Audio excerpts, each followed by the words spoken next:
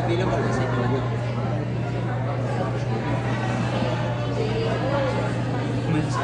Pero actually kung kanina lang yung consider ka. Siyempre, nasa mga government mag-usod na naman sa keyword. Lagi.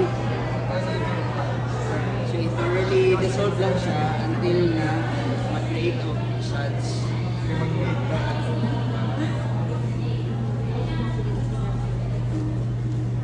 So, ang ingon ni Doki ganina is di ba naman itong hindi mag-set katagaling itong traditional ito. Pero remember mga ito na siya katong kayang container, side shoe, o ato ba ito siya. So, wala naman siya dili ba? Napamadok ba?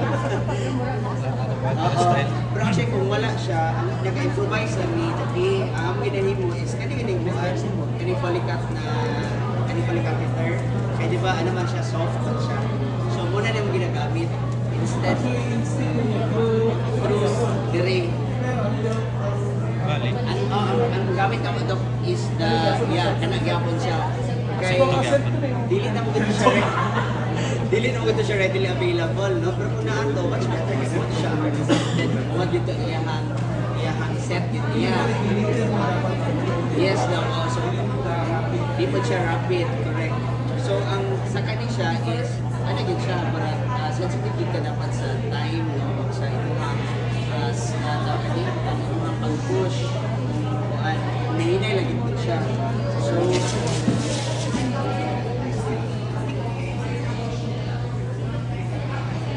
So same gihapon siya, ay,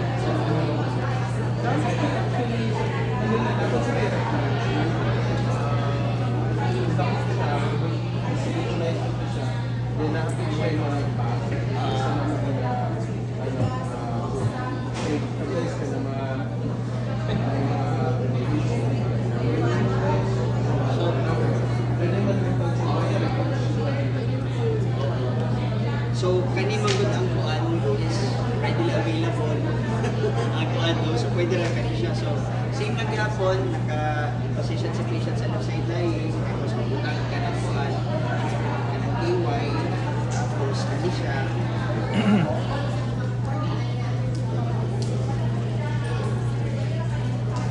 So, ang kaning poly catheter, di ba, usually taas mo kayo siya.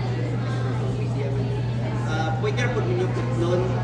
Pero actually, ako din, depende po sa maghatag ko sa comfortable, pero ako din naman makakapot. So, same lang yapon, mga tawag ni, magkatang ng tawag kaya jelly para din pag-smooth lang pa rin pag-body. Siguro lang yung ka nag-insert po doon ng urine ka, urine na paano. So, pato, pag naka-position na si patient, so butang ka, so once na butang na siya, mga nasa mga 4 inches, siguro 3 to 4 inches. Tapos ito lang siyang insecure natin. Nakagunit na rin kayo. Hindi mo siya ngayaan na ito ba, sila flight na din siguro pa. So after that is, buha ka atong buha na sa puto. So kata lang, mag-negative pressure lang buha ka. Tapos butang na instill. Hinahinay lang po din mo. I-explain lang po din mo sa patient na mag-start na ka instill. So kung walay tawag adik ka na obstruction, smooth lang kuan, huwag ka until nga ma-full na ito mo yung prepare na may balan man mo kung full na siya kay wala lang kayo makuan, wala lang kayo ma-push. Tapos, ingat ba si patient na full na ang iyang sensation, no? Ang feeling niya. Tapos na po siya urge. So, by the time na po siya urge na po, so ito yung pag-effective lang sa CR or katong tapos supine nito siya tapos ato lang siya.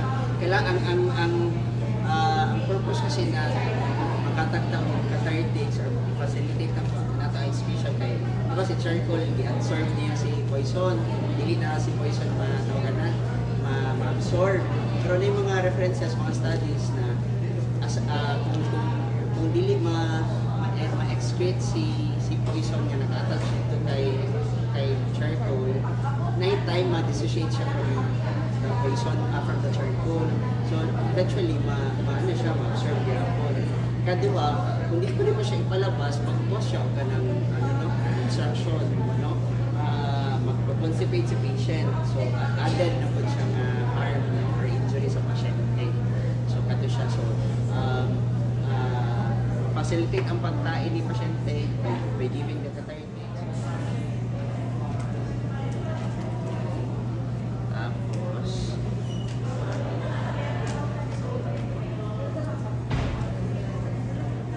i-ano mo siya, inainilim siya patang. Then, kani siya, medyo challenging lagi siya kaya di ba ang charcoal is di ba naman siya mga sediment niya, no?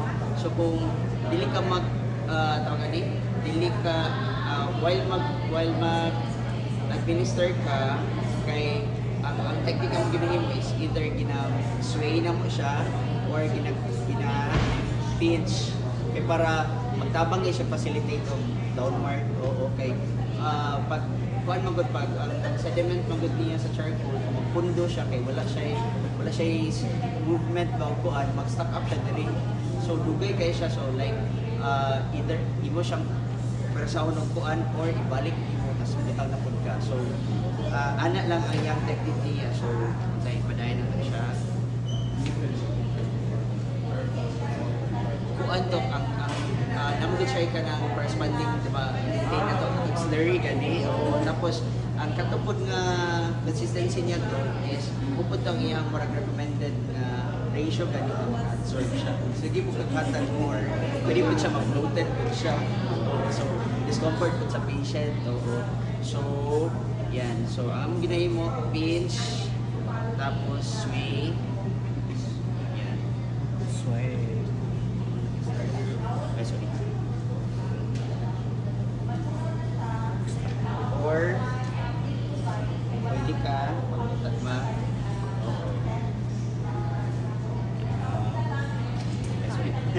kasi dipisik ay sorry okay so kato lang siya same lang sa nagatagkat ng feeding kailangan lang siya extra na kuan tawag ani technique sway ni mo siya tapos kuan tawag ani pinch kay para lang mo facilitate so it applies sa kanang decreasing ang sensorium no wala coughing aging reflex so ano sa gid ang airway tendency okay na thank you so yan magabadge pa so ko pagbabadge igabadge pa bakya na pod suyok po na sa day suyok po so ninay lang di mo siya upuan tapos i-mix lang din mo siya ininay until ang iyang consistency kay slurry na ganit siya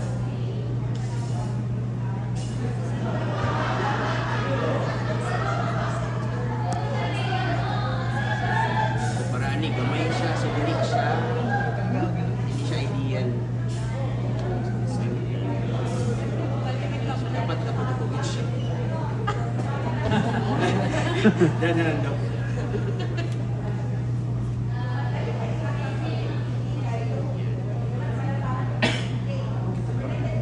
So, muti siya ang dosing sa single dose.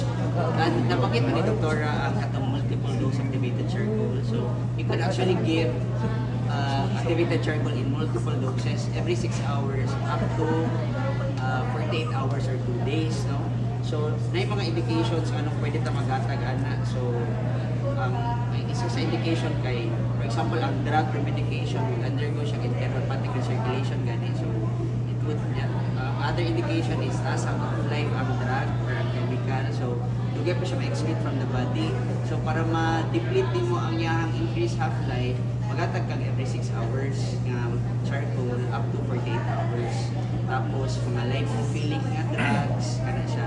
At mga drugs nga katong mag-absorb information or mag-concretions gani. So, pwede pa niyo mahata. Ato siya. So, pwede naman siya call mo sa sa business center. Naman may database, naman dito ang mga indications when to give activated charcoal or when to give multiple dose activated charcoal.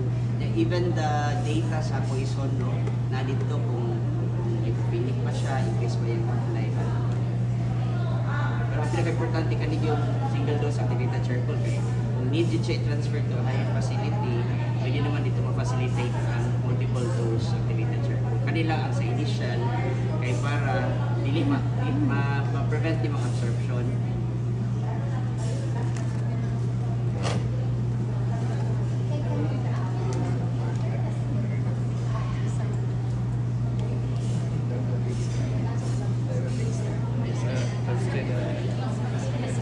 Palagi subscribe na kan. Murag bad list ba? Tapos sa inyong mga hospital, Doc, na siya. Kung wala, pwede nyo papaliton sa kuan, sa actually sa mga Mercury. Ano mga dagko, mga wala po sila. Actually, na sila sa Davao. I don't know, basta selected lang. Wala silang po sa CCU. Wala sila. Wala ng charcoal ice cream. Ito nagkaroon na si Pam gani, di ba? O, no, murag kausaran pa doon. Kuan, ano Doc, kaning ang 50 grams mo siya dukino, ang imong diluent is 100 ml water. So much better kung nakay mas dako-dakuan. So kani dili siya ideal. So kay pag mix nimo later, ano na siya.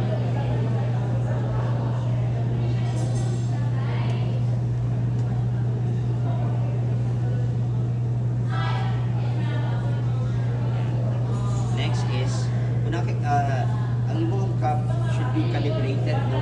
Kung wala, actually mag-estimate yan siya sa kanya, I think around, alam niya siya sa mga 60, no?